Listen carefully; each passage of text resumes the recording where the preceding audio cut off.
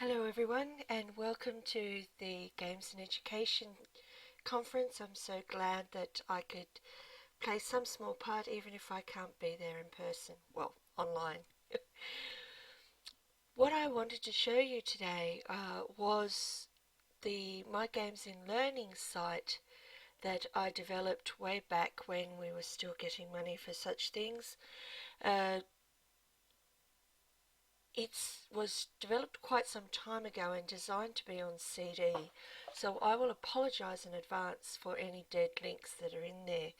If you can let me know, then my contact details are on my website, and I'll be ever so grateful if you find any dead links, or if you want any extra information, just contact me and I will be glad to listen to all you have to say, so long as it's nice.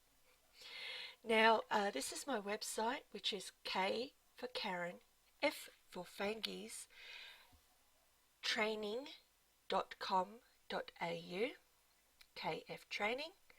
And in addition to my information pages, which have quite a lot of various information on free software out there for video and audio editing, as well as a lot of basic teacher information, there is also the My Games in Learning site. If you click on that link, it takes you to the KF Training Business Games. There are Certificate 1 level games, which are very, very basic, Cert 2, Cert 3, and Cert 4. For people who are thinking to use these games, there's a supervisor area with extra information, some known bugs, and basic developer info if you wish to make changes to any of the games. Now, I put these up as Creative Commons.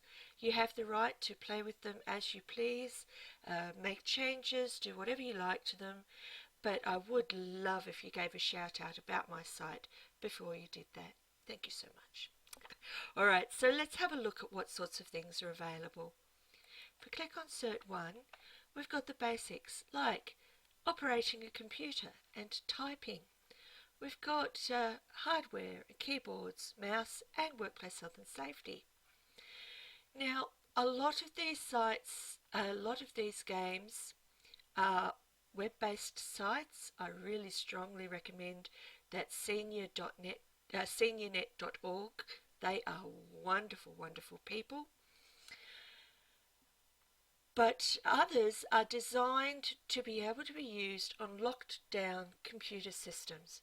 So in other words, basic internet sites that aren't normally blocked, and using Word, Excel and PowerPoint, and in a few cases Access, to create your own games that you can use with your students, with the exception of having to actually say yes, I will allow macros. They should work just as normal. Now, on the Cert 2, we start looking at things like word processing, spreadsheets, communication, office efficiency, dealing with people, and basic bookkeeping. On your Cert 3, you've got pretty much the same things, but just at a slightly higher level. And at Cert 4, there is more how to create their own games and guides that you can use for your students to help them through the process of making their own things. Now, I was going to show you a Word-based game, a PowerPoint-based game, and an Excel. So let's start with Word. One of the Word games we've got is based on the urgency matrix. And all I've done here is I've got a copy of the urgency matrix, and then I have various tasks here in text boxes so that students can click in it, drag it up and say, is it high urgency, high importance, low importance but high urgency, low urgency, high urgency but low importance, and low on both. So for example, having lunch at 12, can be quite important so that you don't get low blood sugar and go all nasty, but it might not be that urgent. You know, if you have lunch at 12:10, the world's not really going to end. So we can say it's high importance but low urgency, and we just drop it there. Then we can say getting a report done that's due today at 3. Now that might be high importance and high urgency. Watering an office plant that's about to die might be high urgency, but perhaps not that important. Depends. I mean, that pot plant might be really important. Allow a bit of laxity with these, as long as the students can give you a bit of information on why, then it's free.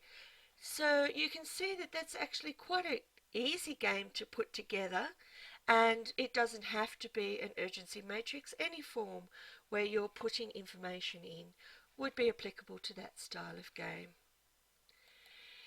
Now, there are also other games that are available in Word, and one of those is Dogma. Now, it was actually a Cert 2 game from memory, dealing with people. No.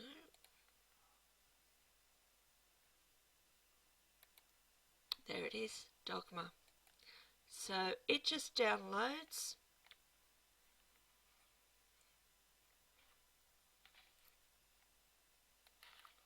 And you click on it. With newer versions of Words, you might have to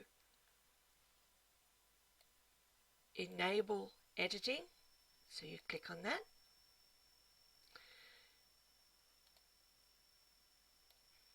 And what you can do is say, let's make this really funny, or let's make this serious, and it's up to you which you think your students would most enjoy.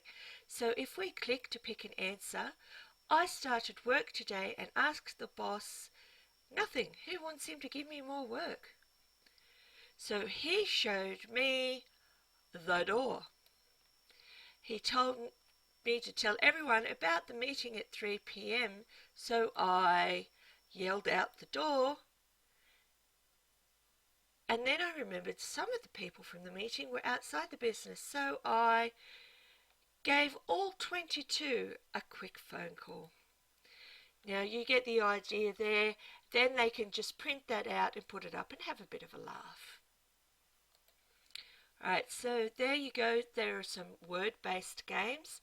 Now those drop-downs are basically just in, if you insert a drop-down box, they're in under Forms, then it becomes very easy to do that. The next one I want to look at is Excel-based games. Now this is a match the phrase game. So here are the phrases down the side with the numbers, and then here are some competency standards that match those phrases. So if we try this first one, if I have 2 customers at the counter, I ask which has people waiting and if the other would mind waiting.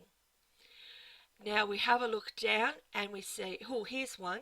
Customer needs are assessed for urgency so that priorities for service delivery can be identified. Now that makes sense to me. So we click in the box and we type 1. And if it's right, yay, it says great. When we get them all right, a secret code will pop up.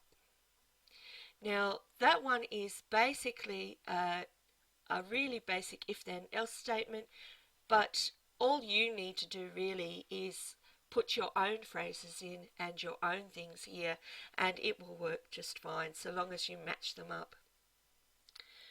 Another type of Excel game is basically designed to work off the computer, but it gives you the template to print out.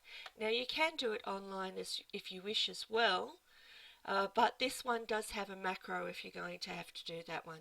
So you just click Start Game, and here we are. We can roll the dice. I'll just move that up so you can see the top of it a little bit better. Here we go. So we roll the dice. We say 1, So they click on this one and they say, oh, we've got 2 customers in the counter and ask if one would mind waiting. We can go ahead too. 1, 2. Oh, we've assumed we know what the customer wants. We go back 1. And we roll the dice again. 5. Alright, so we were here. 1, 2, 3, 4, 5. And you get the idea. So you could take that bit out and actually just roll real dice and print this out and have it as paper based, or you can have the game set up online. It's up to you. Alright, so that's some examples of Excel. Now I'd like to show you some examples of PowerPoint. Now, can anybody remember the game Jeopardy? If you click on there, we've got a health and safety pop quiz. So we can click, and today's categories are, and I'll just stretch that out if I can. No, I can't. We'll bring it down. Today's categories are the laws, office ergonomics, and minimising waste.